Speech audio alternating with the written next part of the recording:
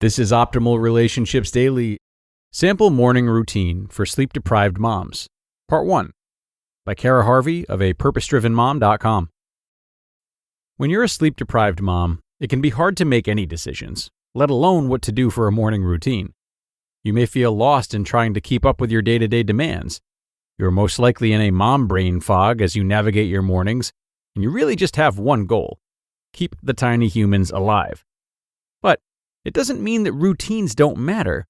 Routines for moms are important. I've been there, and I can relate. My daughter didn't sleep through the night until she was about 15 months old.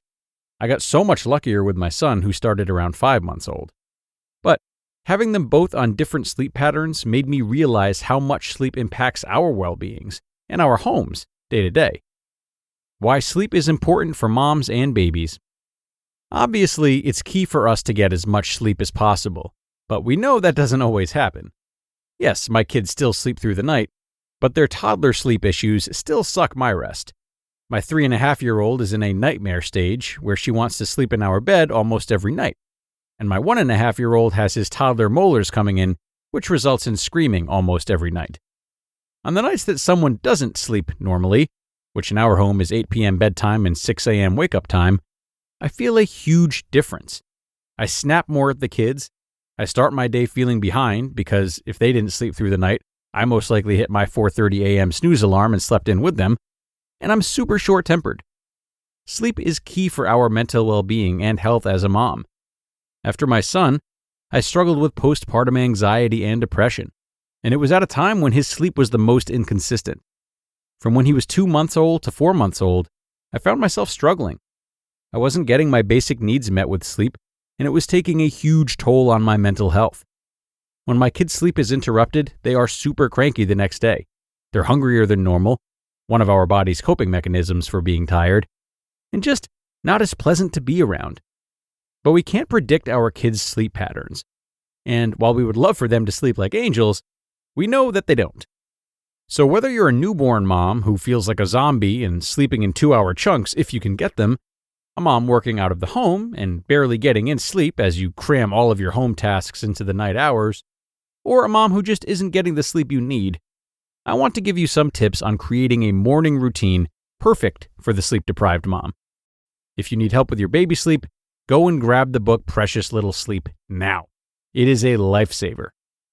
Morning routine ideas for sleep-deprived moms. Even us tired moms need to have some sort of routine to keep our house going. And while I know you're probably rolling your eyes at me even talking about a routine when you could fall asleep standing up in the shower, trust me when I say that small tasks and habits you can add into your morning will make the rest of the day feel less overwhelming. When I talk about creating a morning routine, note that I don't mean a minute-by-minute schedule that you must always keep to. What I'm talking about are small habits you add into your morning that are predictable, help you get some time to take a breath when you need it, and create space and margin when you're feeling exhausted. Unfortunately, as moms, we can't always just let things go to the side because we're tired.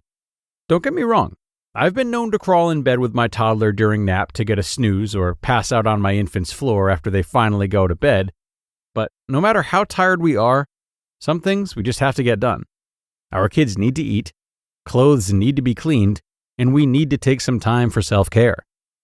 Any of the suggestions I give in this post are to be adapted for you and your family.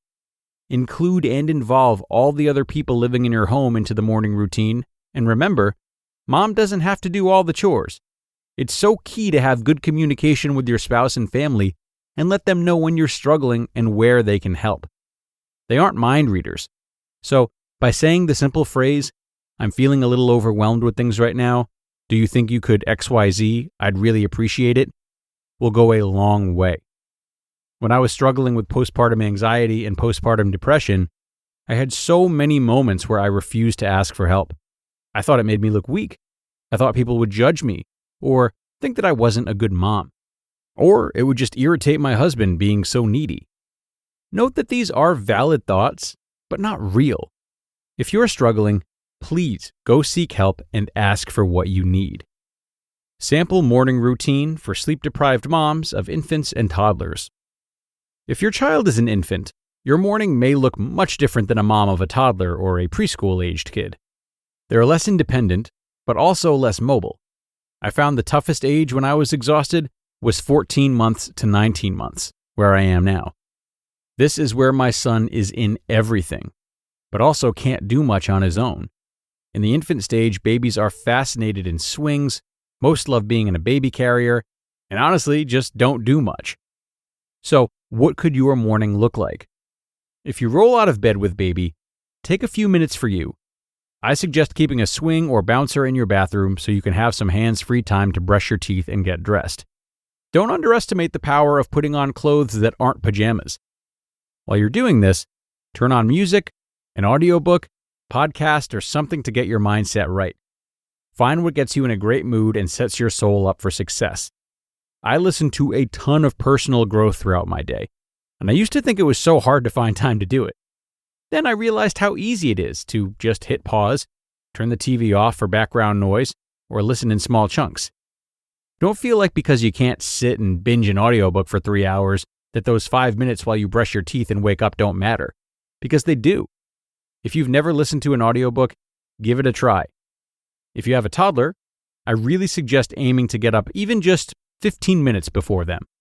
You can start tracking their sleep patterns and see what time they wake up on which days to have some sort of idea. For example, I know that my kids are typically up between 5:30 and 6. I know. So even when I don't get a great night's sleep, I set my alarm for 5:15 to at least have that time alone. If you can't get that time alone, still, take that getting ready time for you and let them hang with you. I keep a basket of books in our bathroom for my kids to look at or play with while I get myself going. To be continued. You just listened to part 1 of the post titled Sample Morning Routine for Sleep-Deprived Moms by Cara Harvey of apurposedrivenmom.com. Okay, and thanks so much to Cara for a great beginning to this post. You know, I always champion common forms of self-care like this. Sleep, healthy eating, exercise, fresh air, time away from screens is a big one for me. I really believe keeping these things in balance goes a very long way. It sure does for me. But the thing is, they're most likely to be put on hold when bigger life events feel too urgent. One of those obviously being parenting, especially parenting such a young child. So I really love that this article is providing a reminder that while we might have to push some items off of our schedules at times, base self-care needs should not be on that list.